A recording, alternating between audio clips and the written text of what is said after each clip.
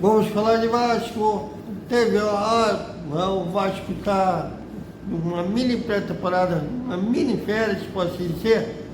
Mas olha, os bastidores continuam agitados. Tem suposto vazamento entre o Alexandre Matos e o colega Lucas Pedrosa. Tem. O Vasco ainda vai continuar na procura de renovar com os jogadores do atual elenco. Tem também o Vasco deverá se preparar para o Campeonato Brasileiro aqui mesmo no Rio de Janeiro e deverá fazer amistosos, possivelmente até com o Corinthians. Tudo isso após a vinheta.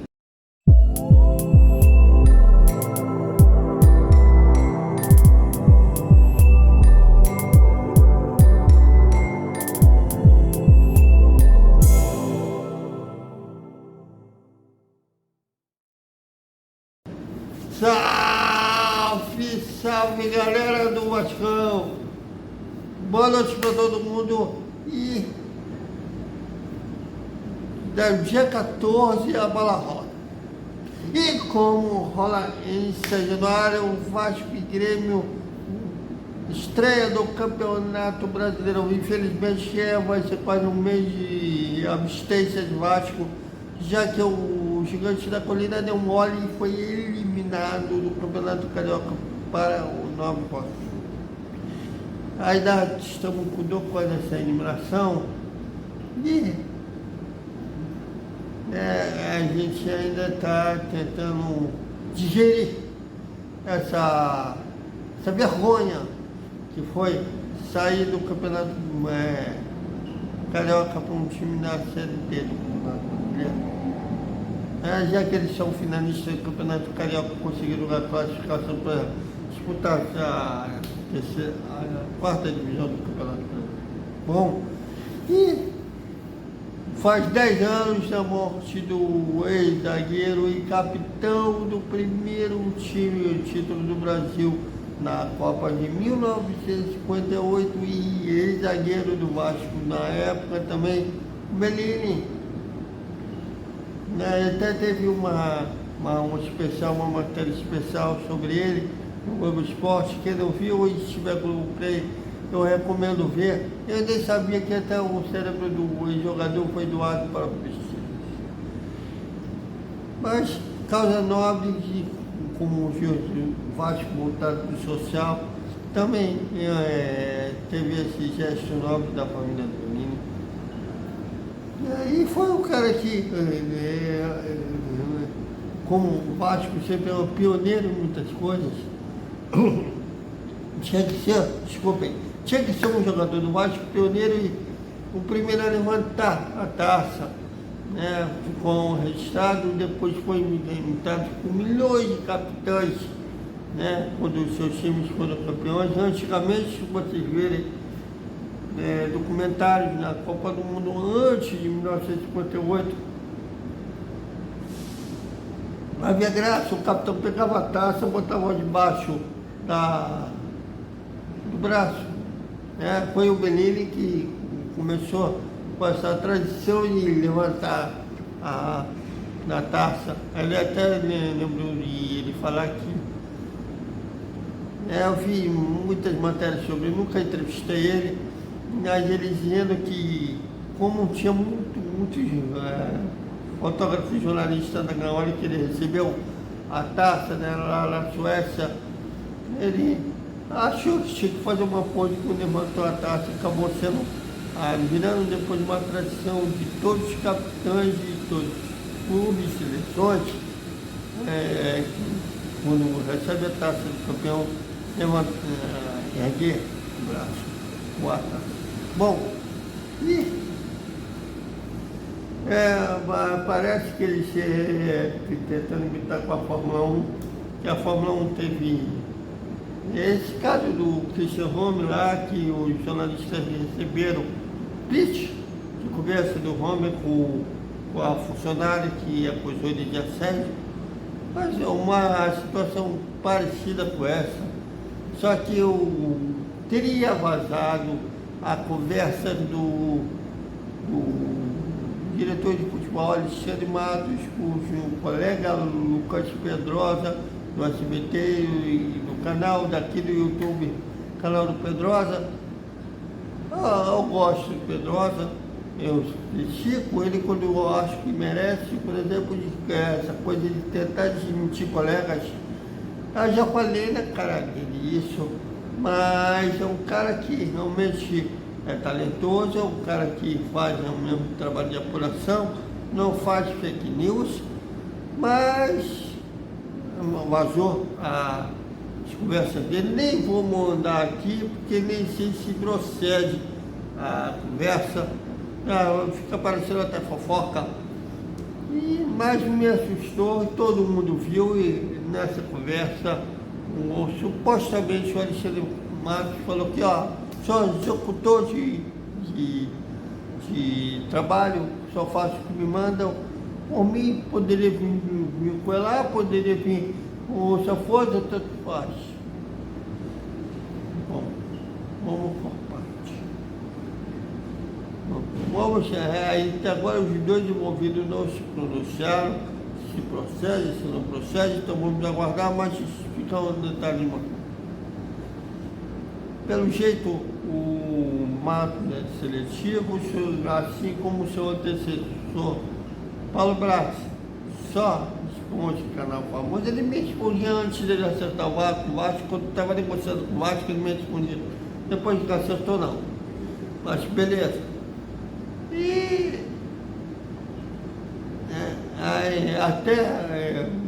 não estou bloqueado com ele, que vem aqueles 2 pontinhos, né? 3 que o mensageiro recebeu a mensagem, mas está sem foto, ou seja, ele não salvou o meu contato no zap dele, mas pelo split ele salvou do Pedrosa. Pelo jeito ele só salva de canal famoso, beleza? Isso é problema com ele, não está falando, não é, está falando apenas comigo, está falando, ele tem que falar com a massa vascaína. Mas eu acho injusto só falar com uma pessoa, porque ele não abriu, se ele queria desmentir uma suposta treta, né, rugas entre ele e o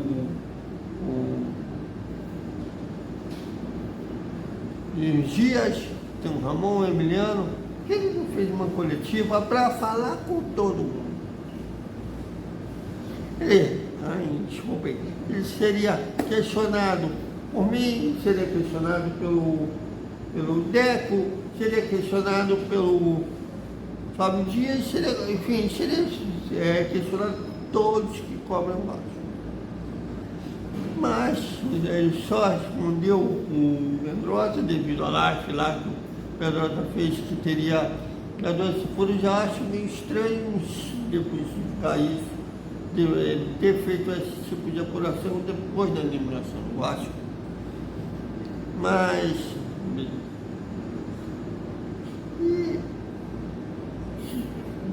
como eu falei, nenhum dos dois ainda se pronunciaram sobre o problema.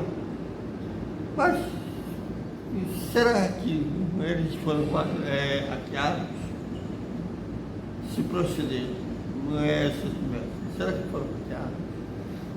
Se sim, não é um negócio, é um crime que os dois têm que fazer BO e a polícia correr atrás.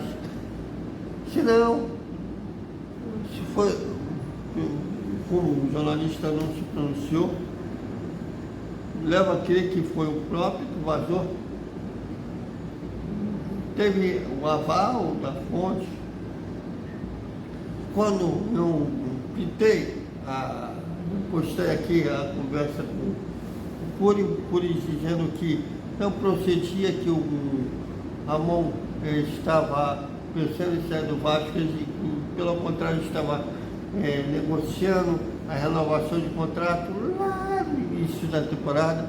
Perguntei a ele se podia, ele disse sim. Aí eu e postei aqui, ele falando que não, pelo contrário, estava em negociação de renovação de contrato. se teve permissão do Marcos de tentar isso, beleza. Agora, se não teve, eu acho que eu não acredito que o Pedrosa teria feito isso, até porque ele, pela experiência que ele tem, né, ele sabe que o nosso dever constitucional é preservar a fonte. Ele poderia dizer, ó, segundo a fonte ligada ao Vasco, entendeu? Ela não se procedia aquilo, tal.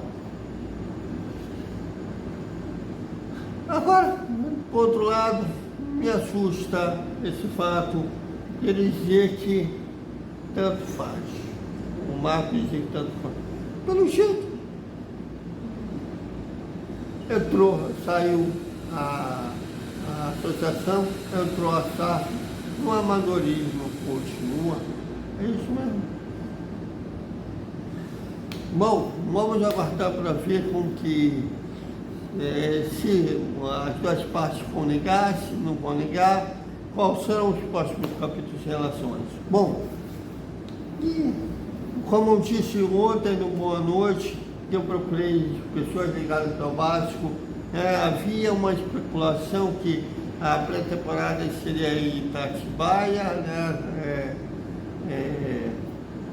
interior de São Paulo, mas como ontem me disseram, não tinham essa informação. Tudo leva a crer mesmo que o Vasco vai fazer essa mini temporada aqui no Rio de Janeiro. Muito provavelmente será feito amistosos com adversários de pouca expressão, mas não está descartado fazer um amistoso com o Corinthians, né, que é a informação do próprio Pedrosa também, né, e nossa apuração ratificou, confirma isso, que os dois clubes estão em negociações para tanto o Corinthians quanto o Vasco, que estão fora de suas respectivas campeonatos regionais, e com isso eles podem fazer um amistoso preparativo para o Campeonato Brasileiro. Eu acho até muito interessante fazer um clube de tradição, né, de nível maior do que clube pequeno, embora o Vasco tenha mais dificuldade. Jogou com uma raça, com uma atenção nos clássicos, no Campeonato Carioca, mas teve uma grande dificuldade contra os pequenos. Mas eu acho que visando o Campeonato Brasileiro, que só tem pedrada, seria bom fazer um amistoso não só com o Corinthians, quanto outros clubes de tradição forem eliminados dos seus respectivos campeonatos estaduais. E lembrando que o Vasco na terceira fase da Copa do Brasil ainda pode enfrentar o Corinthians, já que o Vasco está no pote 2 e o Corinthians está no pote 1, e ainda vai ter o sorteio da CBF. Também na política que vamos aguardar para ver uma coisa andar. E para encerrar o nosso Boa Noite, vamos falar de o Vasco na onda de renovar com as suas espinhas dorsais, né, pode dizer, jogadores que considera fundamentais, né, nesse processo de restauração, por assim dizer, estruturação do Vasco. Né, o Vasco já renovou com o Lucas Pinto, está com negociações adiantadas para renovar com o Medel nos próximos 2 anos, e também, de acordo com o colega Marcos Vasconcelos, do Atenção Vascaínos, o Vasco, né, que deu em primeira mão, o Vasco está também em negociações para renovar com o contrato do zagueiro Léo e do goleiro Léo Jardim, que está lá com a seleção brasileira para ser amistosos contra a Inglaterra e a Espanha. O Léo já tem no contrato dele uma renovação automática, metas para mais um ano.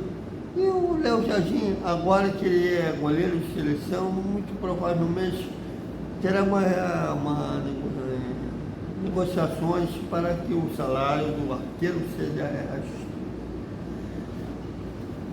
Mas seria bom renovar com. Eu gosto do Léo Jardim, renovar com essas peças para mais algumas temporadas. Então, é isso, galera. Até o nosso Desperta Vascaíno. E depois o nosso boa noite com o resumo da quinta-feira do Vasco. Até mais.